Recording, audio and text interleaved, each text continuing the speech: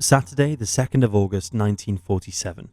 A radio operator at Santiago Airport receives a Morse code signal from British South American Airways BSAA Flight CS59, announcing its expectation to land in just 4 minutes' time at 17:45. The message ended with the word STENDEC, and, confused, the radio operator asked for clarification, but again only received STENDEC, STENDEC. The next few minutes passed without sight nor sound of the aircraft. 51 years later, two mountain climbers ascending Mount Tupungato in 1988, one of the highest mountains in South America, and just 50 miles east of Santiago, stumble across a battered Rolls Royce Merlin aircraft engine, having only recently emerged from the ice of a glacier. Further investigation in 2000 located additional wreckage and remarkably well-preserved human remains. All were confirmed to have been passengers on board the missing BSAA Flight CS59. But what actually happened? And within such a short window of only 4 minutes? Almost 80 years on, the meaning behind STENDEC has never satisfactorily been explained.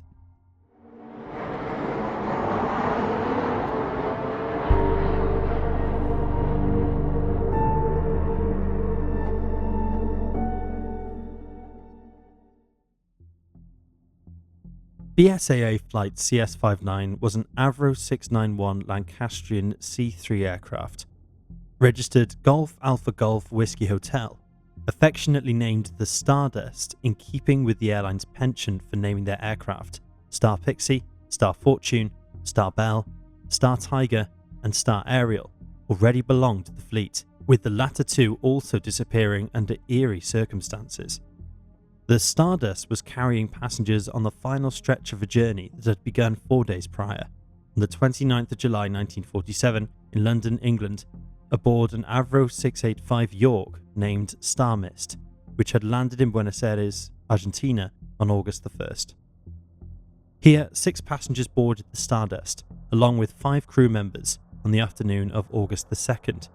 The ill-fated crew comprised pilot Reginald Cook, aged 44, First Officer Norman Hilton Cook, aged 39, radio telegraph operator Dennis Harmer, aged 27, Second Officer Donald Checklin, also 27, and Stargirl Iris Maureen Evans, aged 26, whilst the passengers included Palestinian, Swiss, German, and British citizens.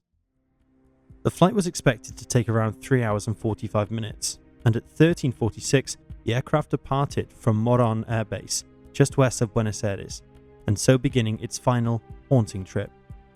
Very little is noted about the flight itself, which appears to have occurred without serious issue. At 17:41, the last contact was made with Flight CS59, when a Chilean Air Force radio operator at Santiago Los Cerrillos Airport received a Morse code signal from the Stardust announcing its estimated time of arrival as 17:45, in just 4 minutes' time. The signal read, ETA Santiago, 17:45 hours, STENDEC.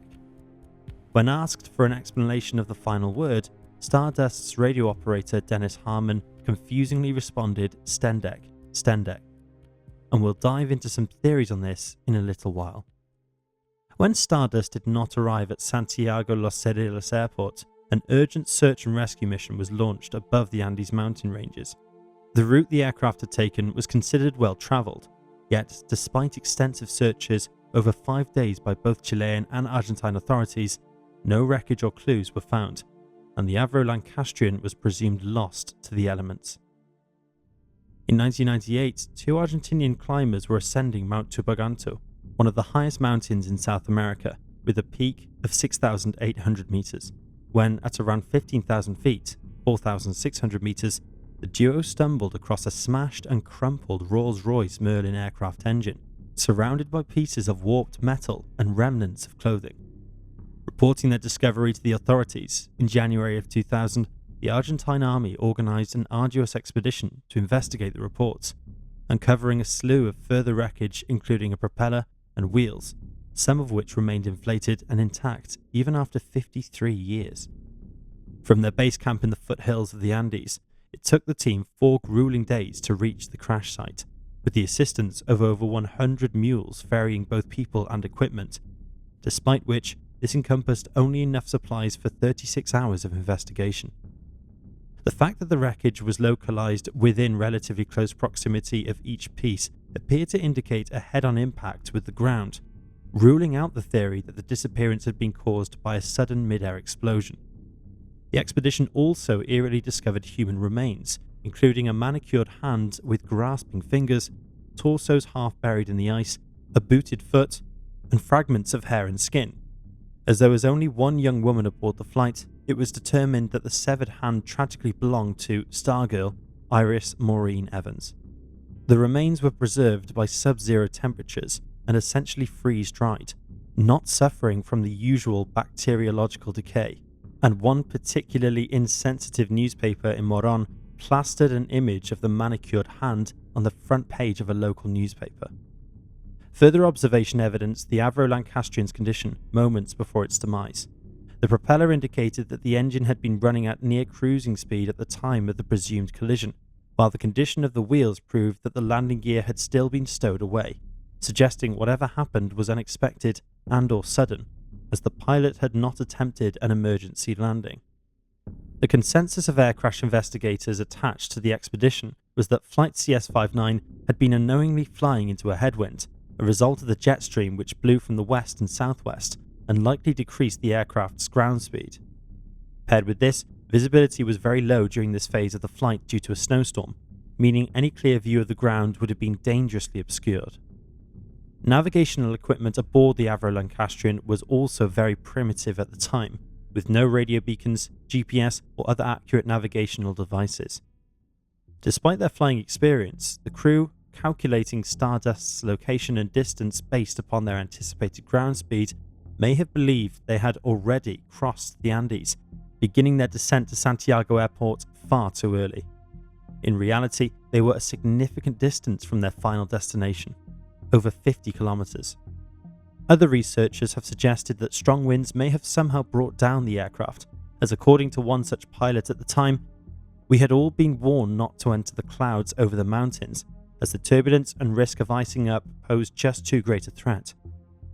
Likewise, an investigation into the disappearance orchestrated by British Air Commodore Vernon Brown in 1948 similarly concluded that whilst the accident was obscure, he heavily implied that Cook had been reckless, maintaining, as this was the pilot's first Transandean flight in command, and in view of the weather conditions, he simply should have not crossed by the direct route.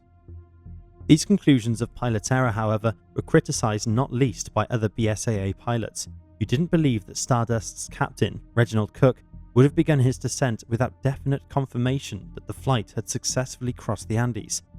Additionally, Cook was an experienced Royal Air Force veteran of the Second World War, who'd flown in far more hostile and hazardous conditions. Furthermore, in 2000, Argentine Air Force Major Luis Estrella, who examined the then recently discovered wreckage, concluded that the plane had crashed due to severe weather, absolving Cook of any blame for the deaths of Stardust's 11 lost souls. It's believed that the snowstorm caused Cook to alter course, a move which was then difficult to correct due to the extreme weather, worsened by lack of de-icers on the Avro Lancastrian. Flying too low and at slower than expected airspeed, Flight CS59 incorrectly plotted themselves on their charts, descending fatally lower before impacting a near vertical snowfield close to the top of the glacier. An avalanche ensued, burying the wreckage and any potential survivors within seconds. Due to the wreckage only having become visible in 1998, it's believed that over the 50 years the compressed snow turned to ice and encased the aircraft within the glacier, its icy tomb. Unbelievably, the debris discovered thus far constitutes only around 10% of the aircraft, and more wreckage is hoped to emerge as time goes by.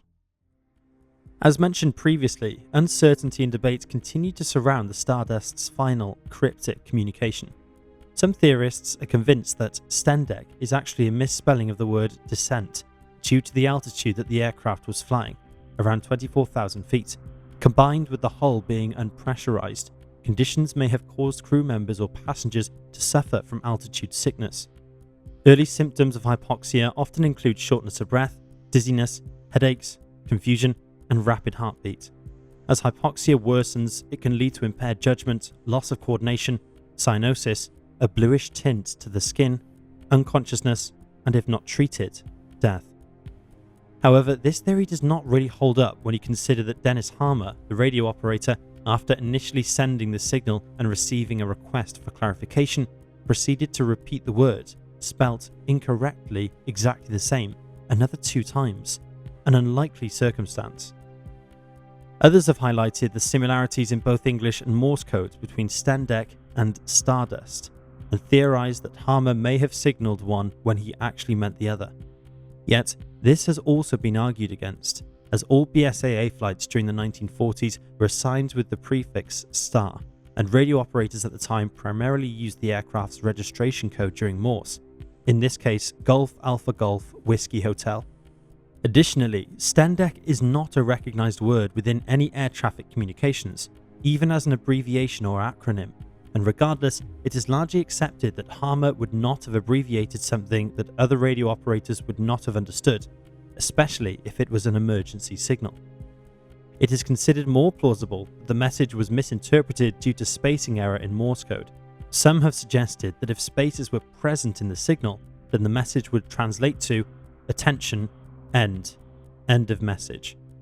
However, this also lacks sense, as why would there be a need to say end and then again end of message? Furthermore, the radio operator at Santiago described the transmission as coming in loud and clear, but very fast. It was only the last word he did not recognize and so asked for clarification. In 2000, the BBC produced an investigative episode of Horizon examining the Stardust's disappearance, concluding that with the possible exception of some misunderstanding of Morse code, none of the solutions proposed were plausible. They opined that the signal was either misheard by the receiver or hastily sent by Harmer. STENDEC uses exactly the same dot and dash sequence as SCTIAR. SCTI is the ICAO, International Civil Aviation Organization, 4-letter code for Los Cerrillos Airport in Santiago, and AR is the Morse abbreviation for over. Similarly, the Morse sequence for STENDEC is just one character off, spelling VALP instead, the call sign for the airport Valparaiso, which was coincidentally 110 kilometers north of Santiago. According to some of the more unconventional theories, it may be worth noting that the infamous incident at Roswell, New Mexico, had occurred only a few weeks earlier. In fact, an alien connection to this disappearance is so convincing to some that it has even inspired a UFO magazine to be named STENDEC. To conclude on a lighter note, in 2002 it was announced that Argentinian scientists had found close family matches to the discovered human remains, and as a result, 5 of the 8 British victims have since been identified. One relative, Margaret Colwood from Nottingham, was informed that the remains belonged to her cousin, Second Officer Donald Checklin, whom she remembered fondly and initiated the process of repatriating his remains back to the United Kingdom.